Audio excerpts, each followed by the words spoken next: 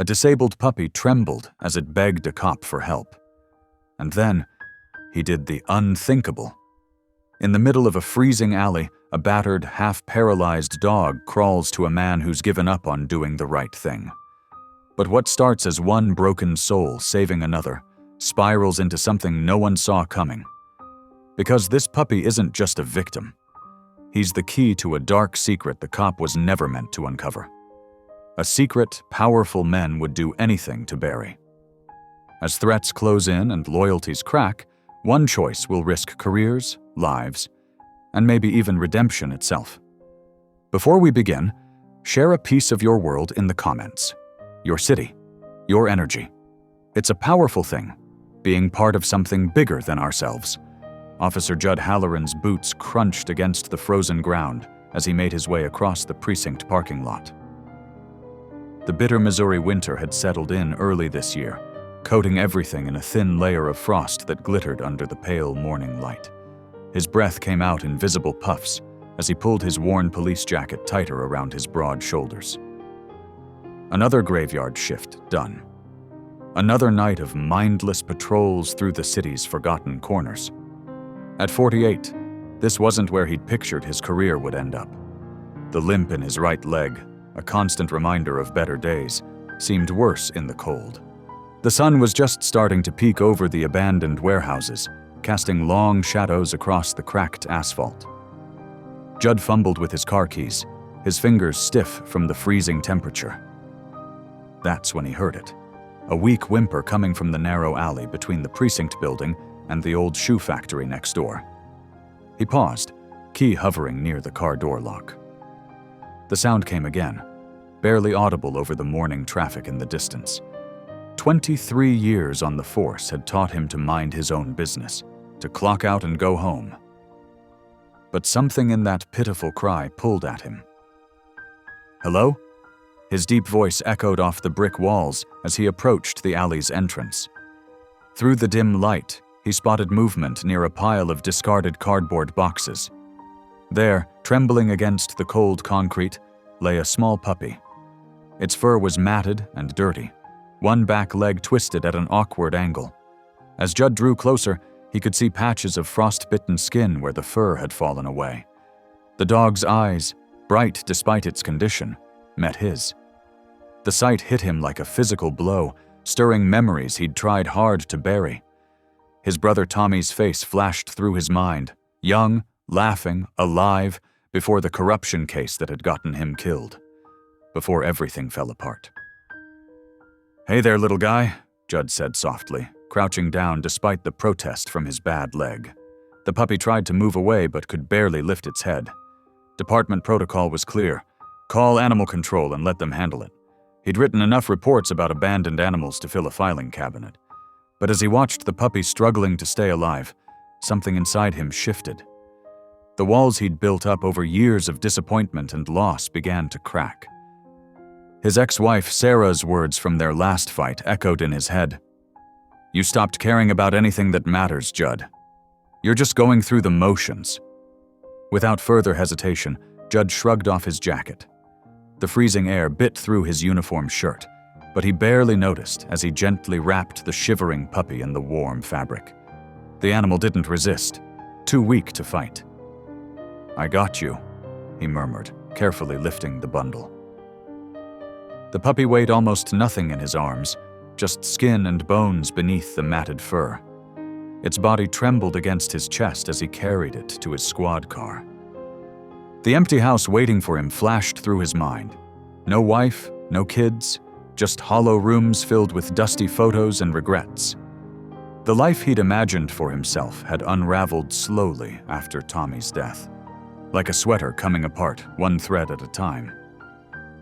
He placed the puppy on the passenger seat, making sure the jacket kept it secure.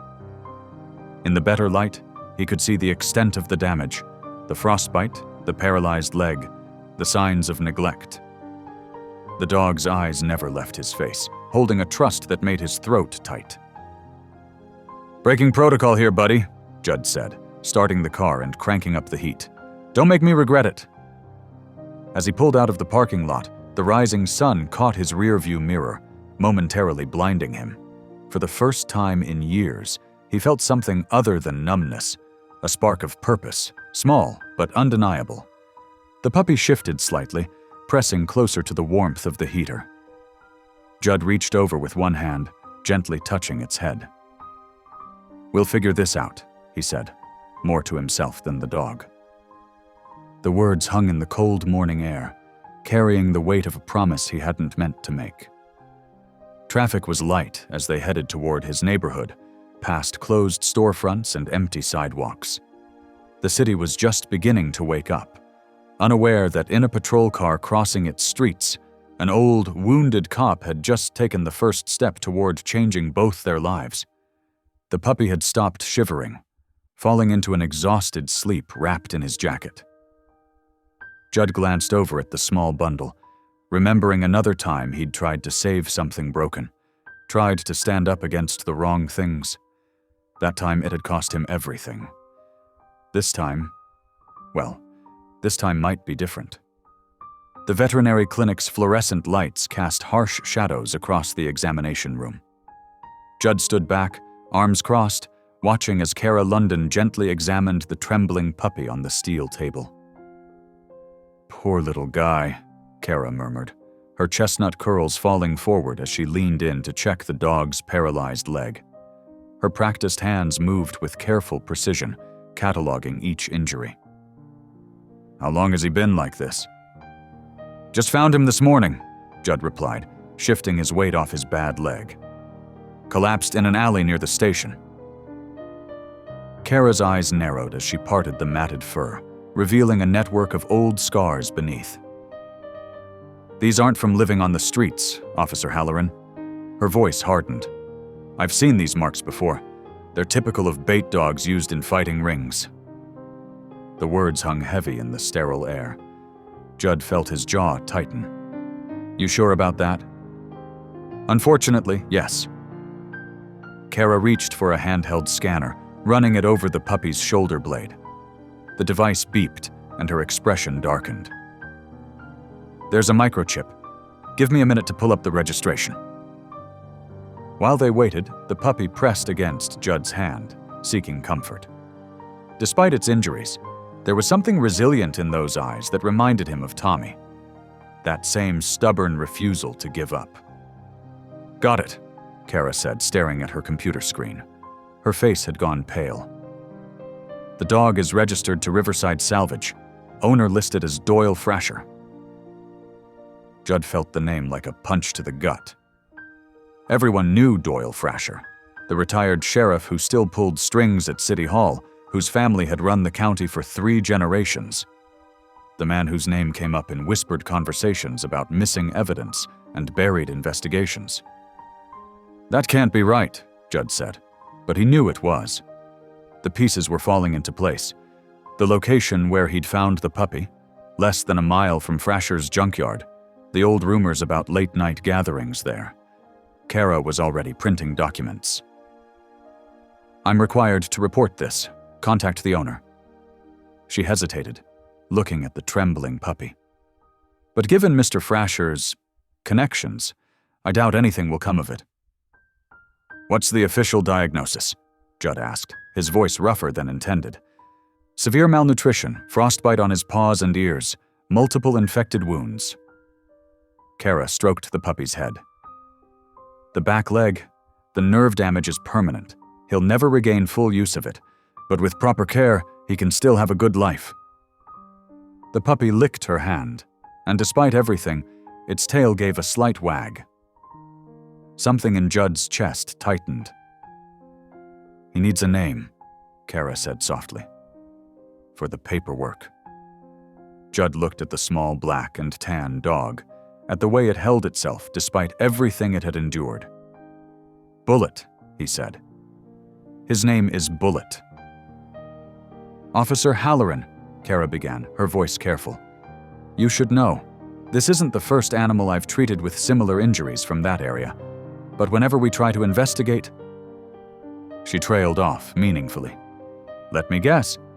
Complaints disappear? Witnesses back down? Evidence goes missing?" She nodded. "Just like that case with your brother 5 years ago." Judd's head snapped up. You remember that? Everyone remembers. Tommy Halloran was a good man. Kara met his gaze steadily. He deserved better than a closed case and a cover story about a drug deal gone wrong.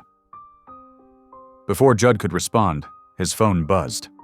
A text from his sergeant. Return dog to owner ASAP, drop it. That's an order. He looked at Bullet, who had fallen asleep on the examination table, trusting despite everything humans had done to him. The puppy's breathing was shallow but steady, fighting to heal. What's the treatment plan? Judd asked, ignoring the text. Kara's relief was visible. He'll need daily wound care, antibiotics, proper nutrition. She started gathering supplies. I can show you how to change the bandages, what signs of infection to watch for.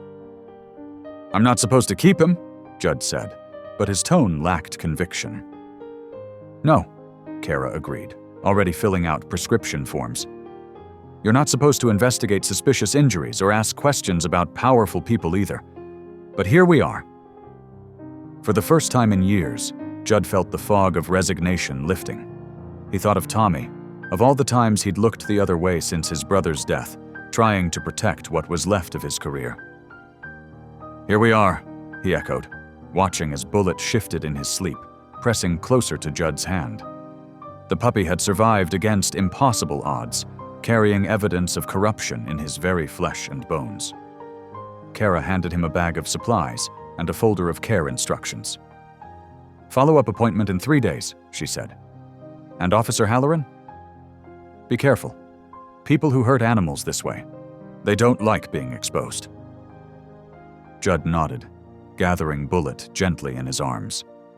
The puppy didn't flinch, didn't struggle, just trusted.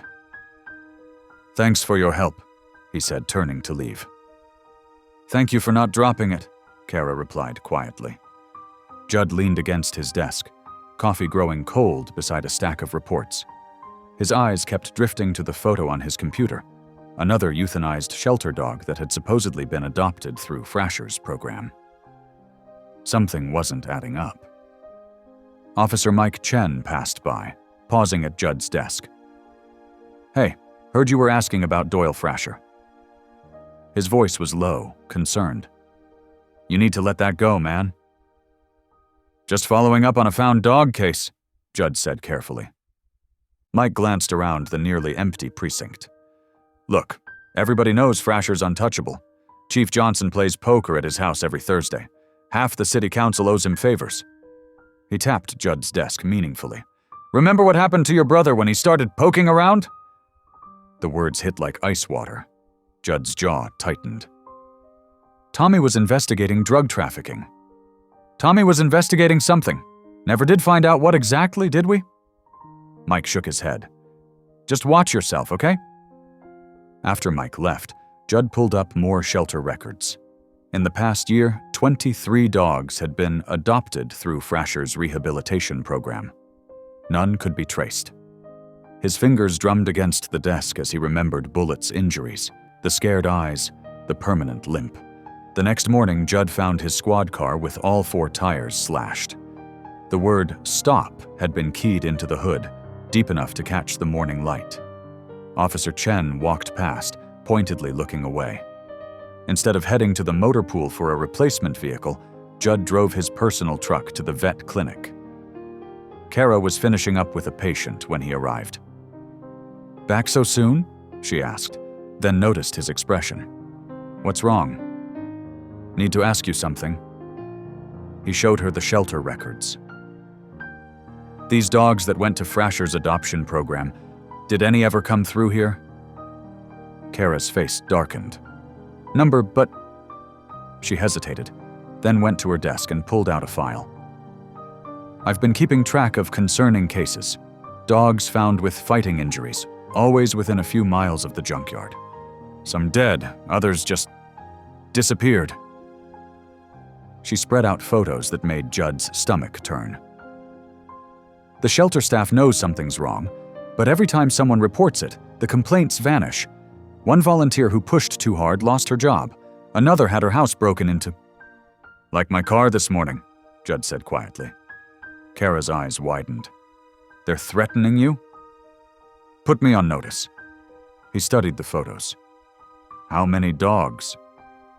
I've documented 37 cases in the past 18 months, but I know there are more.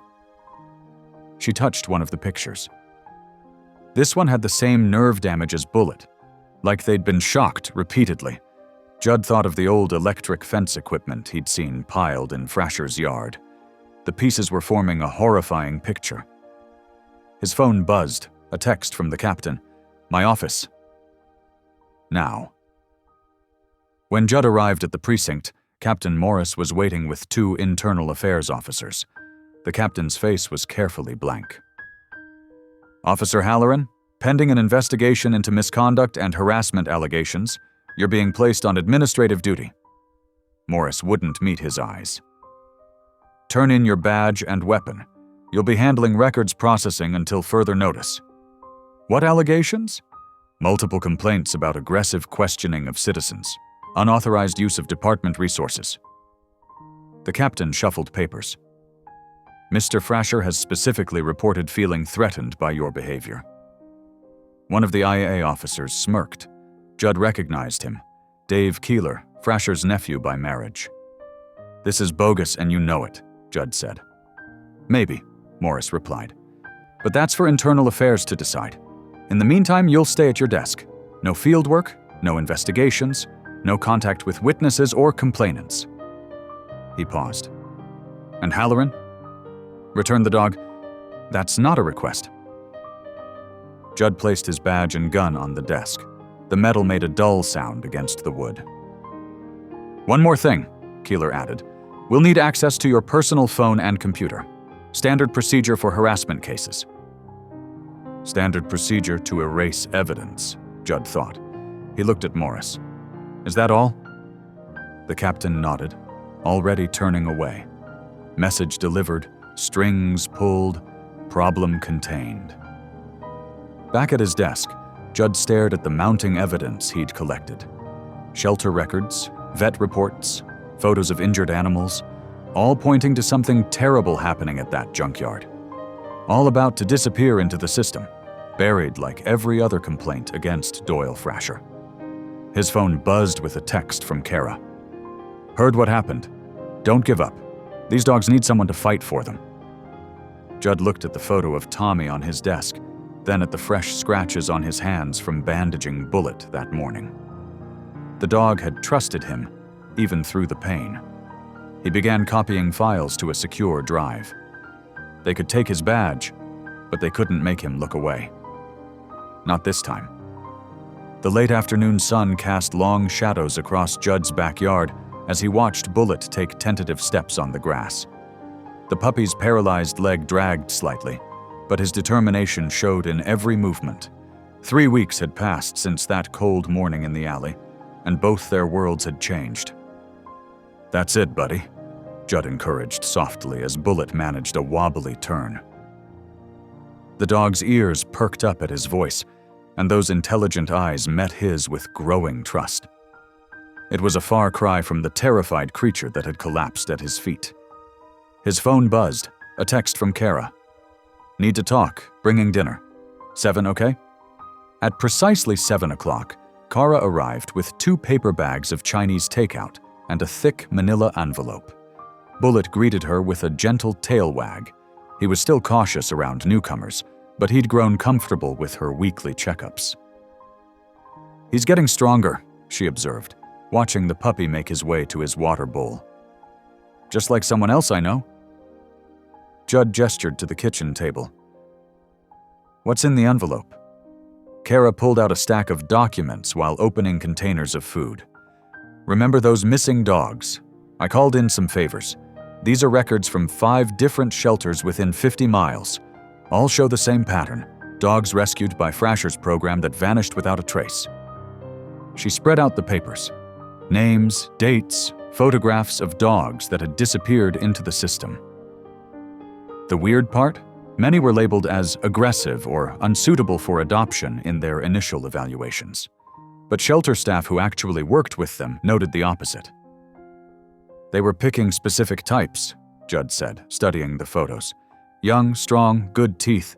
The kind that could fight, Kara finished grimly, or be used as bait, like Bullet. She pulled out her phone, showing him a series of carefully documented cases. I've been tracking injuries consistent with dogfighting. The numbers spike every few months, always around the same dates. Judd grabbed his laptop. Tournament schedule, he explained, pulling up his research. I noticed Frasher takes regular trips out of state. Claims he's visiting family, but the dates line up with known fighting circuits. How did you get this?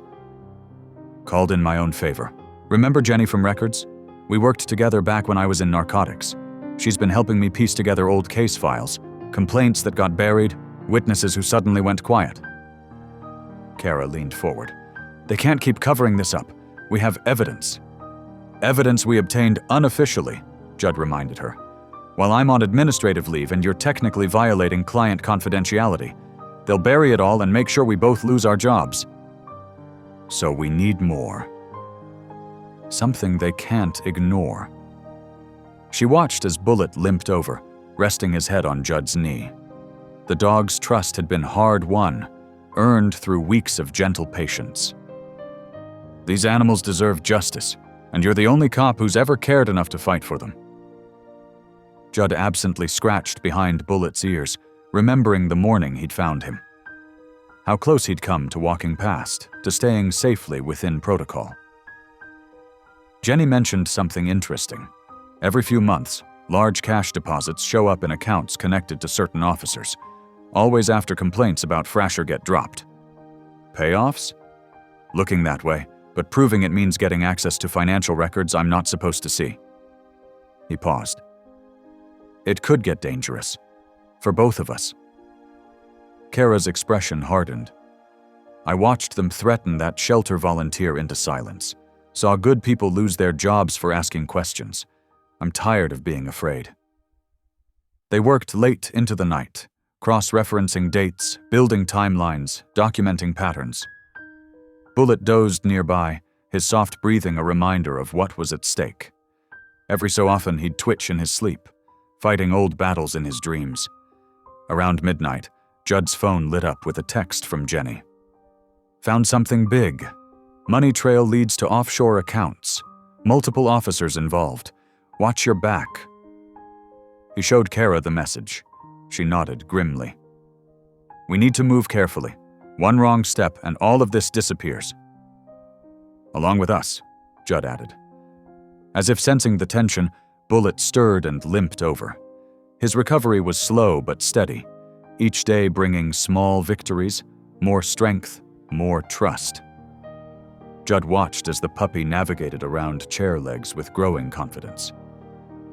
Look at him, Kara said softly. A few weeks ago, he could barely stand. Now nothing's going to stop him.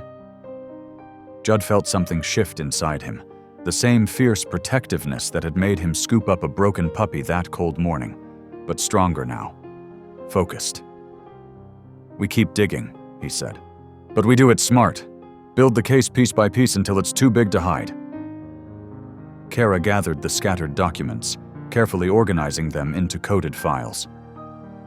I'll keep documenting the medical evidence, and I know some shelter workers who might be willing to talk, if we can guarantee their safety. Jenny can help with that. She's got contacts in witness protection from her federal cases. They worked out a careful system. Dead drops, encrypted messages, ways to share information that couldn't be traced. It was like building a puzzle in the dark, each piece carefully placed until the bigger picture emerged. As Kara left that night, she paused at the door. You know what today was? 3 weeks since you found him. She looked at Bullet, now curled up in his bed. Sometimes the biggest changes start with the smallest choices. Judd watched her drive away, then turned back to his notes. Tomorrow would bring more digging, more risks, more pieces of the puzzle. But for now, he let himself feel a glimmer of hope. Like Bullet's determined steps, they were making progress, slow but steady, one day at a time. The sodium lights of Judd's car cast a sickly glow across the abandoned barn's weathered boards. He'd traced dozens of complaints to this location, 15 miles outside city limits. Through his binoculars, he watched vehicles arrive and depart at odd hours, expensive SUVs with dark-tinted windows that had no business in farm country. His camera whirred softly as he documented license plates, faces, times. After 3 nights of surveillance, he had plenty of suspicious activity, but nothing concrete enough for a warrant. These people were careful, practiced at staying just within the law's gray areas. Movement caught his eye, a small figure darting between shadows near the fence line. Judd adjusted his focus. A girl, maybe 15, wearing an oversized hoodie. She seemed to be watching the barn with the same intense focus as him, but from a different angle. Something about her posture spoke of fear and determination mixed together. When she slipped away, Judd followed at a distance. She led him on a winding path that ended at Frasher's junkyard. His pulse quickened as she disappeared through a gap in the chain-link fence. This had to mean something. The next evening, he parked farther back and waited.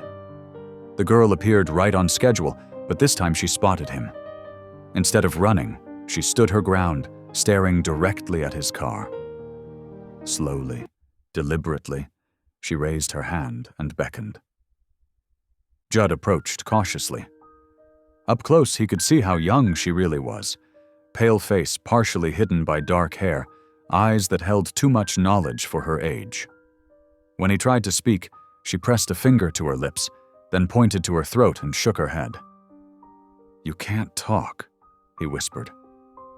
She nodded, then pulled a worn notebook from her pocket. In careful handwriting, she wrote, "I'm Willow. Doyle Frasher is my uncle. I know what he does." The pieces clicked into place. Judd had heard rumors about Frasher's mute niece living on the property since her parents died. "You've been watching them too," he said softly. Another nod. She wrote quickly, "I can show you proof, but we have to hurry." She led him through the maze of rusted cars and machinery, moving with the certainty of someone who knew every shadow and blind spot. They reached a corrugated metal shed that looked like any other storage unit. Willow produced a key from around her neck and unlocked a heavy padlock. The smell hit him first, antiseptic barely masking something darker. Inside, metal cages lined the walls. Most were empty, but 3 held dogs in various states of recovery. Bandages, stitches, evidence of recent fights. On a workbench, medical supplies were arranged with clinical precision. This is where they patch them up, Judd realized. Keep the valuable ones alive for the next fight? Willow touched his arm and pointed to one of the dogs, a scarred pit bull mix wearing a familiar shelter tag. Judd's hands shook as he photographed it. The number matched the records from Bullet's shelter, proof of the direct connection they'd been seeking. She led him to a filing cabinet and opened the bottom drawer. Inside, carefully organized folders contained medical records, dates, amounts wagered and won. The kind of detailed documentation that could bring down an entire operation. Judd's camera worked steadily, preserving every page. A sound outside made them both freeze. Willow's eyes went wide with fear. She quickly wrote, "Uncle sometimes checks at night. We have to go." They secured everything exactly as they'd found it. Willow led them out through a different route, more circuitous but better hidden. At the fence line, she pressed a USB drive into his hand. Her note read, "Security camera footage. I've been saving it." "This is incredibly brave," Judd told her, "but also dangerous. Are you sure?" She wrote, "I see what they do to the dogs. Someone has to stop it. But please don't let them know it was me." "I'll protect you," he promised. "We can get you somewhere safe." She shook her head firmly and wrote, "Not yet. I can still help. More proof." Then she was gone, melting into the shadows with practiced ease. Back in his car, Judd examined the USB drive. This girl, silenced by trauma but refusing to look away, had just handed him the key to everything. The footage would provide timestamps, faces, patterns of activity that could be cross-referenced with Jenny's financial records. He thought about Willow, watching and documenting in her own quiet way. About Bullet, fighting to walk again. About all the others who hadn't made it out. The evidence was mounting, but they'd need to move carefully. One wrong step could put Willow in danger, or worse, send all their proof disappearing into the same dark corners where Frasher had buried complaints for years. For now, though, they had what they needed. Direct physical evidence linking the shelter dogs to the fighting ring.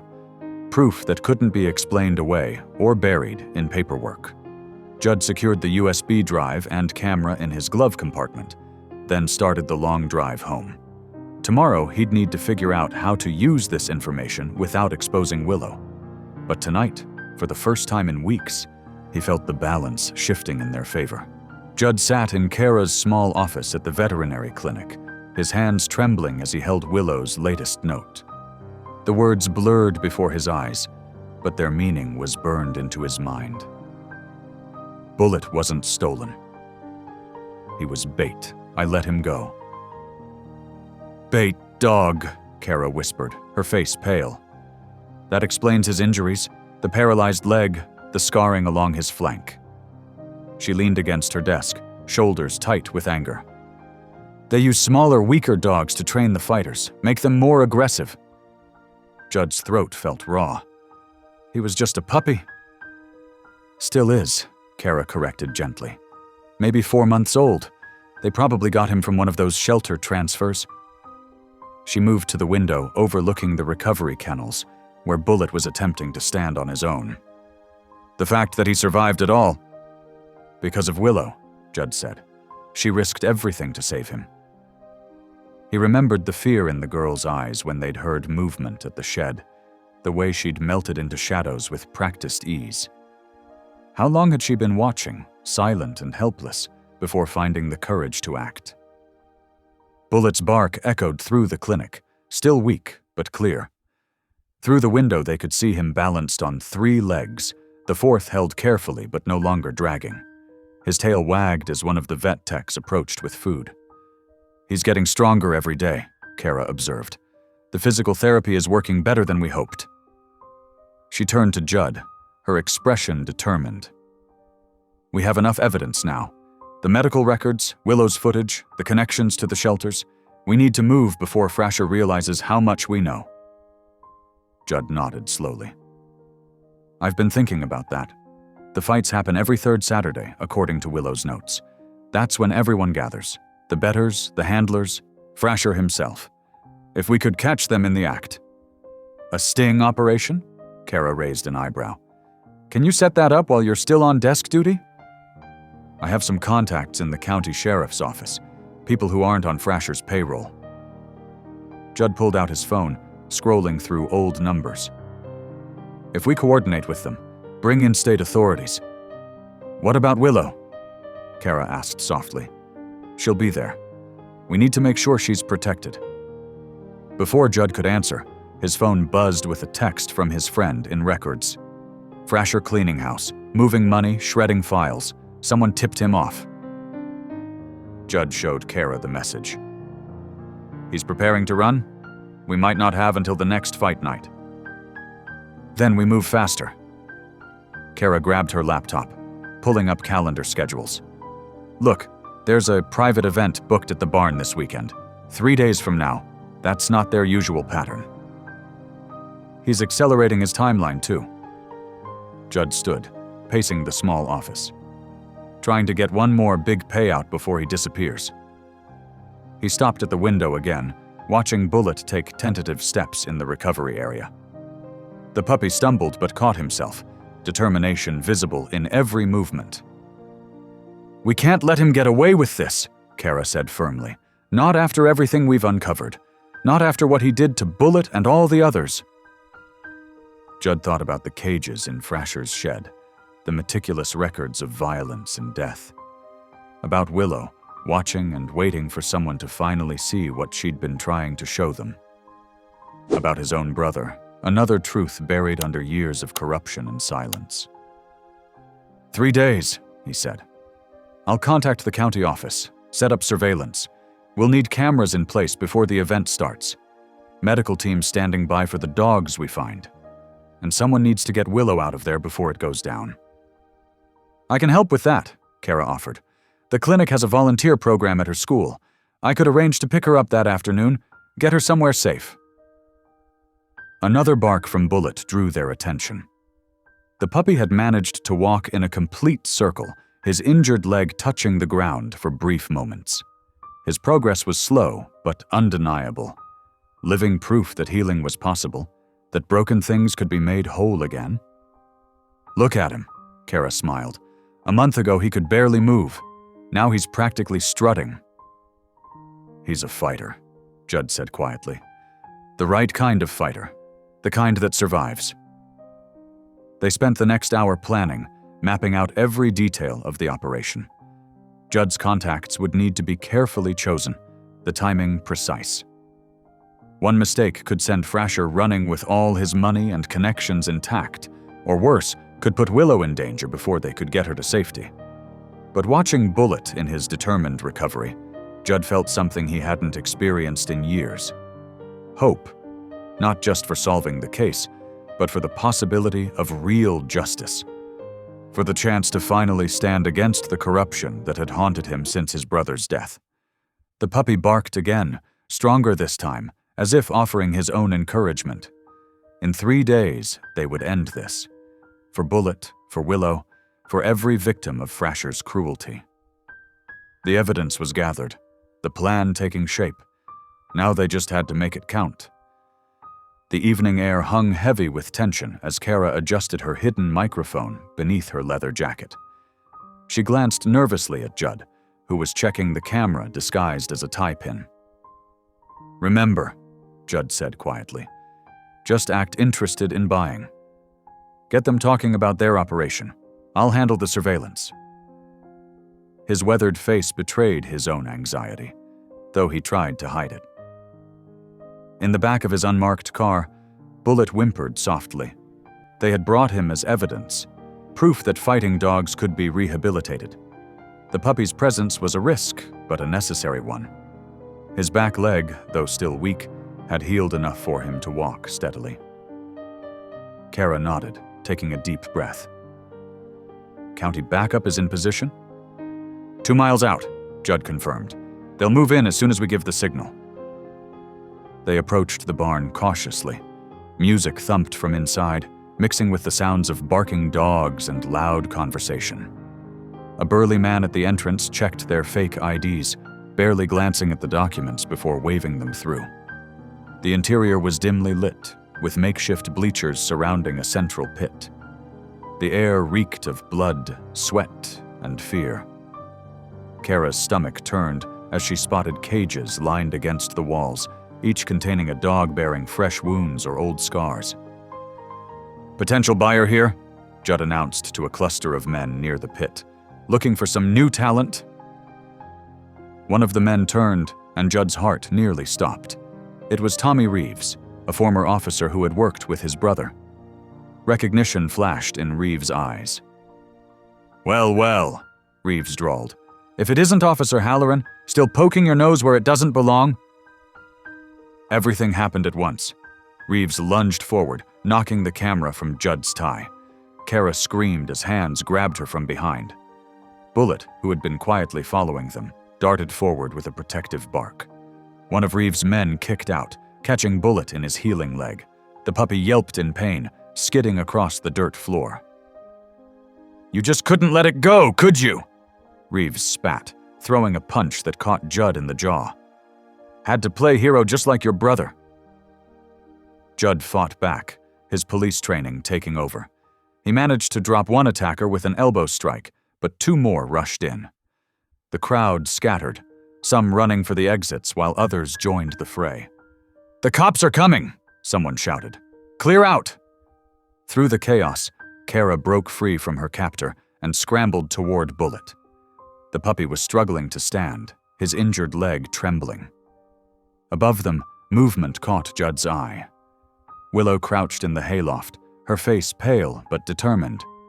She had been their secret backup, hidden there hours before to document everything.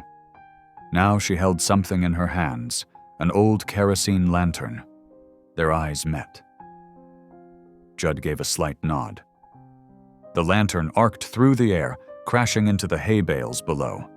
Flames erupted instantly, sending thick smoke toward the rafters. The fire spread quickly, feeding on decades of dry wood and straw. "Fire!" The cry went up, triggering a stampede toward the exits. Dogs barked frantically in their cages as smoke filled the barn. "Get the evidence!" Reeves shouted to his men. "Burn everything else!"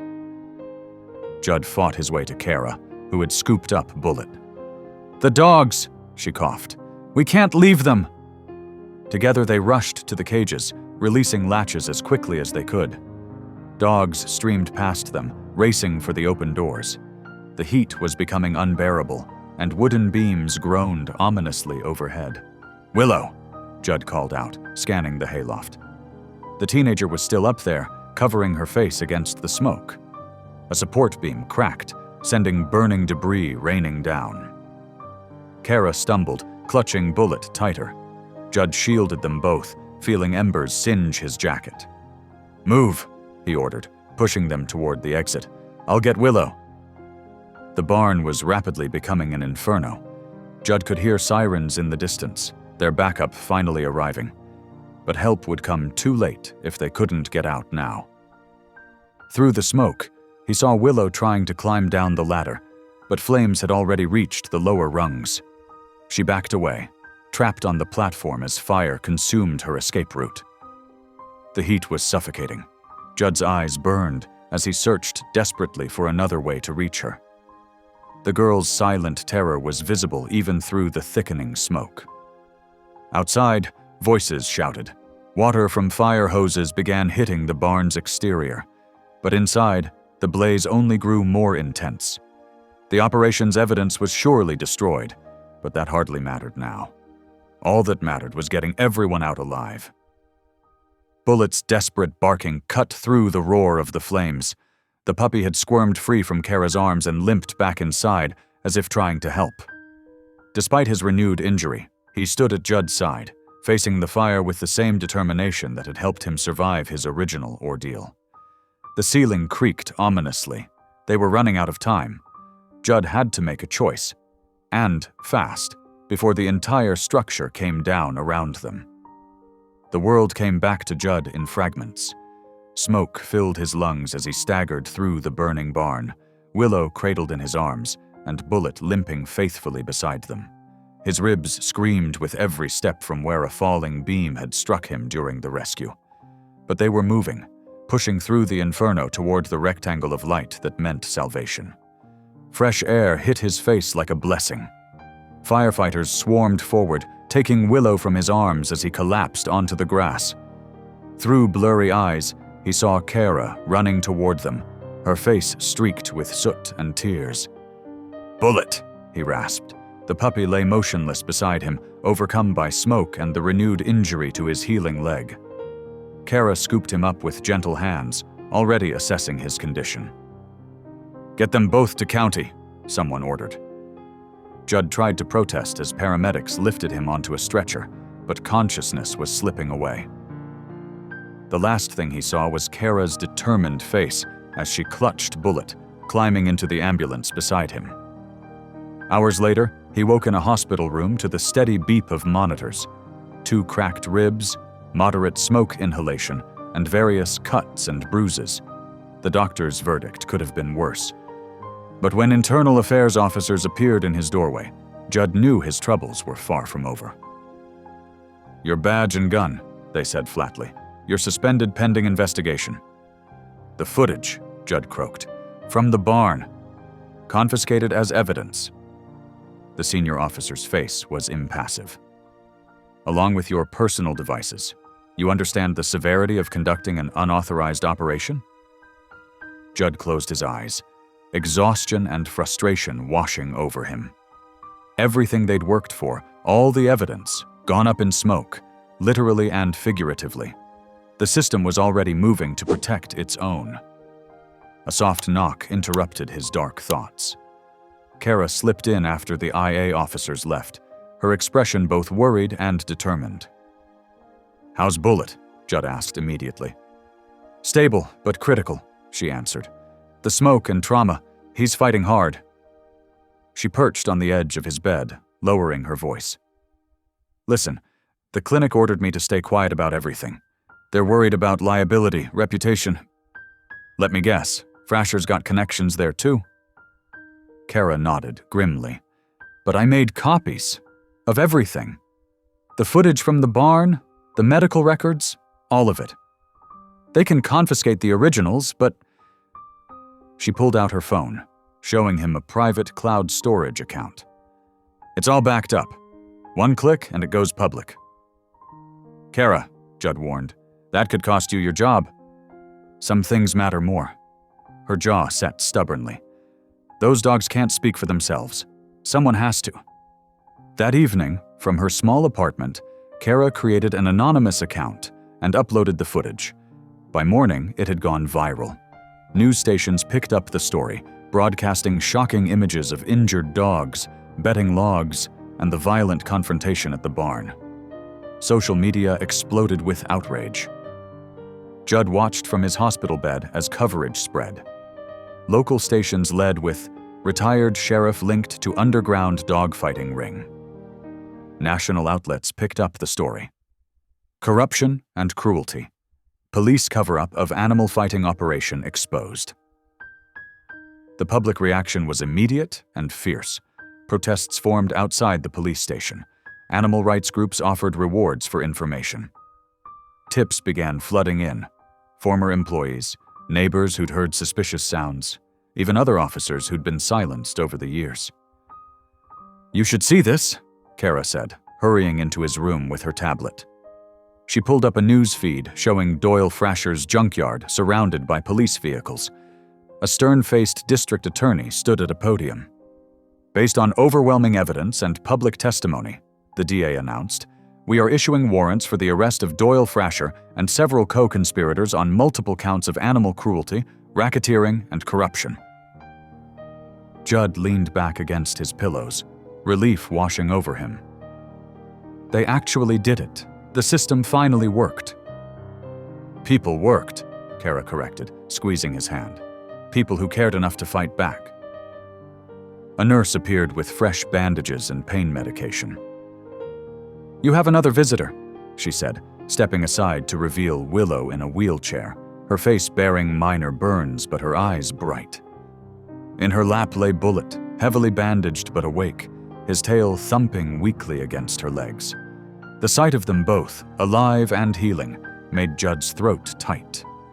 Willow reached out and took his hand, and for the first time since he'd known her, she spoke, her voice rough from smoke and disuse, but clear. "Thank you."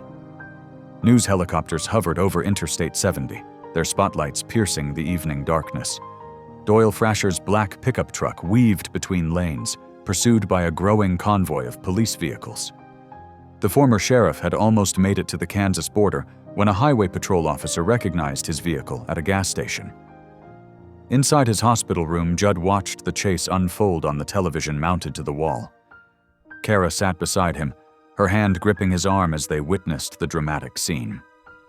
Bullet dozed in a cushioned bed nearby, his breathing steady but labored. "He's not going to make it across state lines," Judd murmured, recognizing the tactical formation of the patrol cars. "They're setting up a rolling roadblock." Sure enough, police cruisers began to systematically close in, forcing Frasher's truck to slow. The camera zoomed in as spike strips were deployed ahead. Frasher swerved, but it was too late. His tires blew out in quick succession. The truck spun, then slammed into the concrete median. Officers swarmed the vehicle, weapons drawn. Frasher emerged with his hands raised, his face twisted in fury. As they cuffed him, officers pulled a bag from the passenger seat containing over $50,000 in cash and a set of forged identification documents. "After everything," Kara said quietly, "he really thought he could just disappear." The next morning, Chief Martinez himself visited Judd's hospital room. The older man looked uncomfortable in the sterile setting, shifting his weight as he stood at the foot of the bed. "The department wants to make this right," Martinez said, his voice gruff but sincere.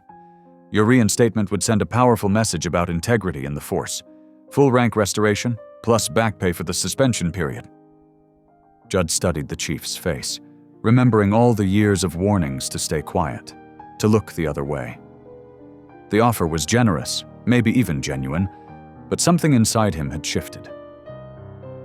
"I appreciate the offer, Chief," he said carefully, "but I think my time as an officer is done." Martinez frowned. "You exposed corruption at great personal risk. You're exactly the kind of officer we need right now." "Maybe," Judd agreed, "but I found something else I need to do." After Martinez left, Kara returned with coffee and a thoughtful expression. She settled into her usual chair, watching Bullet sleep. "You know," she said slowly, "I've been thinking. The clinic's great, but we're always limited by space and resources. What if ... She paused, gathering courage. "What if we started our own rescue shelter? A legitimate one, focused on rehabilitation and adoption." Judd turned to look at her, surprised by how right the idea felt. "You're serious?" "Completely." Her eyes lit up with possibility. "Think about it. We could help so many animals, give them real second chances. And with your law enforcement background plus my veterinary experience?" "It would take everything we have," Judd warned. "Savings, time, energy." "Worth it," Kara said firmly. "After what we've seen, how could we do anything else?" Judd looked at Bullet, remembering that first morning when the broken puppy had collapsed at his feet. How saving one life had led to saving so many others, and perhaps, in the end, saving himself. "I'll do it," he said finally, "on one condition." Kara raised an eyebrow questioningly. "We name it after him." Judd nodded toward Bullet. "The Bullet Foundation. For second chances and new beginnings." Kara's smile was bright enough to chase away the last shadows of doubt. "Perfect," she said, reaching for his hand. "Absolutely perfect." In his bed, Bullet's tail thumped twice against the blankets, as if giving his own approval to their plans for the future. The late September sunshine sparkled on the river's surface as Judd stood on the weathered wooden deck of Second Leash Rescue. The new shelter occupied what had once been an old horse ranch, its red-painted buildings freshly restored and surrounded by spacious fenced yards. A hand-carved wooden sign hung over the main entrance, its letters carefully painted by Kara herself. Inside, the kennels were bright and clean, nothing like the dark concrete cells of municipal shelters. Each space had beds, toys, and access to outdoor runs. The sound of happy barking filled the air, not the desperate chorus he'd heard in other facilities, but the comfortable chatter of dogs who knew they were safe. Kara emerged from the medical room, her scrubs dotted with fur from the morning's examinations. "Just finished the last newcomer's checkup," she announced, joining him at the railing. "That makes 23 dogs now. We're almost at capacity." "Already?" Judd shook his head, amazed at how quickly they'd grown. "Seems like yesterday we were just opening the doors." "Word gets around," Kara smiled, "especially since that piece in the newspaper last week. People trust us because of what happened with Frasher." The mention of that name no longer brought the tension it once had. Frasher had pleaded guilty to multiple charges, facing years in prison. More importantly, his conviction had exposed others involved in the fighting ring, leading to a broader cleanup of corruption that reached into several departments. The sound of approaching footsteps made them turn. Willow came around the corner, carrying a basket of fresh towels. She looked different now, healthier, more present. Living with her aunt in town had brought color back to her cheeks, and though she still didn't speak, her eyes held a new brightness. She set down the basket and pulled out her notebook, her preferred method of communication. In neat handwriting, she wrote, "Can I take Bullet for his afternoon walk?" "Of course," Judd nodded. "He's been waiting for you." Willow's face lit up. She She hurried to the special kennel near the office where Bullet stayed when he wasn't helping with new arrivals. The black and tan dog bounded out to greet her, his formerly paralyzed leg now strong enough to support his excited jumping. "It's amazing," Kara said softly, watching them prepare for their walk. 6 months ago, we weren't sure if he'd ever walk normally again. Now look at him. Judd knew she wasn't just talking about Bullet. He felt the change in himself too. The weight of old guilt and anger had lifted, replaced by something lighter, more purposeful. Every day brought new challenges, but they were the right kind, the sort that came from building something good. They watched as Willow and Bullet headed down the trail that wound along the river. The path had become their favorite route, a quiet stretch where few people ventured. Bullet moved with barely a trace of his old limp, keeping pace with Willow's steady stride. "You know," Kara said, leaning against the railing, "I got another call from Chief Martinez yesterday. He still wants you back." Judd shook his head, smiling. "Tell him I'm retired. Permanently." "I did. He said to remind you that the offer stands anyway." "Some doors are better left closed," Judd replied. He gestured to the shelter around them. "This is where I belong now." Down by the river, Bullet had found something interesting in the tall grass. They watched as he bounded through the reeds, sending a flock of sparrows scattering skyward. His bark echoed across the water, full of joy and life. Judd felt the last pieces settle into place inside him. The badge, the uniform, the weight of authority. He didn't miss any of it. Here, watching a once broken dog run free along the riverbank, he had found something better than authority. He had found purpose. Willow waved from the trail, and both Judd and Kara waved back. Around them, the shelter hummed with activity. Volunteers cleaning kennels, dogs playing in the yards, a family arriving to meet their potential new companion. It was, Judd realized, exactly where he needed to be. Thanks for taking a moment to feel with me. If this story reminded you of what matters, hit subscribe. I'll be here tomorrow, continuing our story.